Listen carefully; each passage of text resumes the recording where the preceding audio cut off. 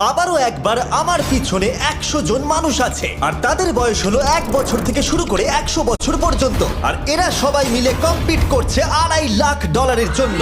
প্রত্যেকে নিজের কিউবে চলে যাও। আর এটা আমার অন্য ভিডিওগুলোর মতো নয়। এই 100 জন মানুষ নিজেরাই ডিসাইড করতে চলেছে কে $2.5 লাখ ডিজার্ভ করছে। প্রত্যেকে নিজের কিউবের ভেতরে যাও। এই চ্যালেঞ্জটা অফিসিয়ালি শুরু হলো। যদি তোমরা এই চ্যালেঞ্জটাকে ছাড়তে চাও তাহলে এই রেড লাইনটাকে টাচ করবে, তাহলেই তোমরা এলিমিনেটেড হয়ে যাবে। কতক্ষণ থাকতে পারবেন এই চ্যালেঞ্জে মনে হচ্ছে? আমি অনেকক্ষণ থাকতে পারবো। দেখি 1 বছরের কম্পিটিটর কি করছে। তুমি কি টাকাটাকে জিততে চাও?